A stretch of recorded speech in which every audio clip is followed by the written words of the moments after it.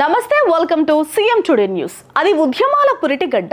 ఆ గడ్డలో పట్టు కోసం ఆ ఫ్యామిలీ పోటీ చేసిన ప్రతిసారి ఓటమి పాలవుతూ వచ్చింది.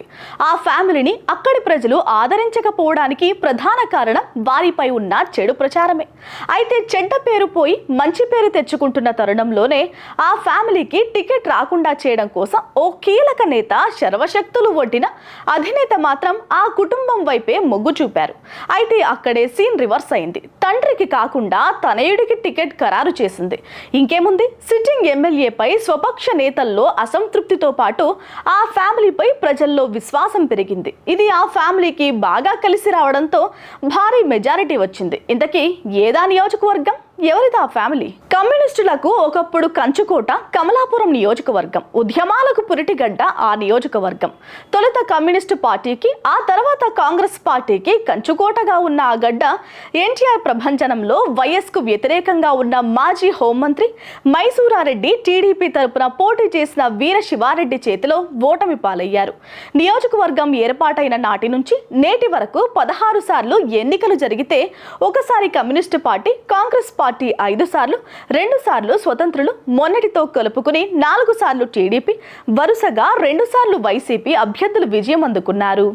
అయితే పుత్తా ఫ్యామిలీ 2004 సంవత్సరంలో కాంగ్రెస్ పార్టీ అభ్యర్థిగా పోటీ చేసి ఓటమి పాలయ్యారు. ఆ తర్వాత టీడీపీలో చేరిన పుత్తా ఫ్యామిలీ నాటి నుంచి నేటి వరకు 5 సార్లు పోటీ చేసి మొన్నటి ఎన్నికల్లో విజయం సాధించారు. పుత్తా నరసింహారెడ్డి ఓటమి పాలు కావడానికి ప్రధాన కారణం ఆ ఫ్యామిలీపై జరిగిన చెడే ప్రధాన కారణమని ప్రచారం ఉంది. అయితే గడిచిన సార్వత్రిక ఎన్నికల్లో గెలవడానికి చెడు ప్రచారం పోవడం, వైసీపీ మాజీ ఎమ్మెల్యే రవీంద్రనాథ్ రెడ్డిపై సొంత పార్టీ నేతల్లో భారీ స్థాయిలో వ్యతిరేకత రావడం, ఇవన్నీ పుత్తా ఫ్యామిలీకి కలిసి వచ్చాయి. దీంతో పుత్తా కుటుంబం నుండి బరిలో దిగిన పుత్తా కృష్ణ చైతన్య రెడ్డి విజయం సాధించారు.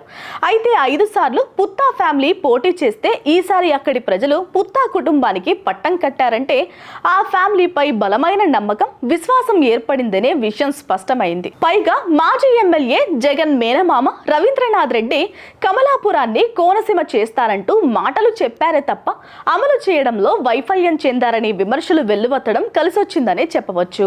ఇక రవీంద్రనాథ్ రెడ్డి మాటల కోటలు, ఆచరణ నీటి మూటలేనని విషయం ప్రజలకు అర్థమైందని రాజకీయ విశ్లేషకులు అభిప్రాయపడుతున్నారు. స్వలాభం కోసమే తన ఆరాటం తప్ప ప్రజా సమస్యలపై స్పందించే పరిస్థితి లేదనే భావనకు వచ్చిన ప్రజలు జగన్ మేనమామ రవీంద్రనాథ్ రెడ్డికి బుద్ధి చెప్పి పుత్తా ఫ్యామిలీకి పట్టం కట్టారని నియోజకవర్గంలో టాక్. అంతేకాకుండా రవీంద్రనాథ్ రెడ్డిపై తీవ్ర అవినీతి ఆరోపణలు వెల్లువెత్తాయి. జగన్ కుటుంబానికి చెందిన వ్యక్తి కావడంతో ఎవరూ ఆయనను ప్రశ్నించే దుస్సాహసం చేయలేదని చెబుతుంటారు. దీంతో ఆయన ఆడిందే ఆట, పాడిందే పాటగా సాగిపోయిందనే విమర్శలు ఉన్నాయి. ఈ నేపథ్యంలో అందొచ్చిన అవకాశాన్ని అందిపుచ్చుకుని ఆ స్థానాన్ని పదిలిపరుచుకోవడం కోసం పుత్తా చైతన్య రెడ్డి మండల స్థాయి నేతల నుంచి సహకరించిన గ్రామ స్థాయి నేతలతో మమేకమవుతూ ముందడుగు వేస్తున్నారు. ఇచ్చిన మాటకు కట్టుబడి నియోజకవర్గ అభివృద్ధి కోసం వడివడిగా అడుగులు వేస్తున్నారు.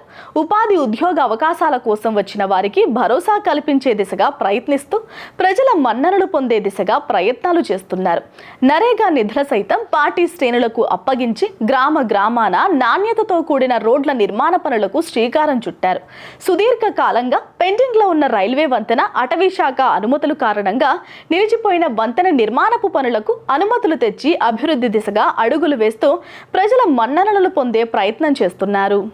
ఏదేమైనా 5 సార్లు పోటీ చేసి 4 సార్లు ఓటమి పాలైన పుత్తా ఫ్యామిలీ కమలాపురం నియోజకవర్గంలో వీళ్ళనుకునే దిశగా చేస్తున్న ప్రయత్నాలు ఫలించాయనే భావన ప్రజల్లో వ్యక్తమవుతోంది. వైసీపీ కంచుకోటలో పుత్తా ఫ్యామిలీ టీడీపీ జెండా ఎగురవేసిందనే టాక్ నియోజకవర్గంలో జోరుగా వినిపిస్తుంది.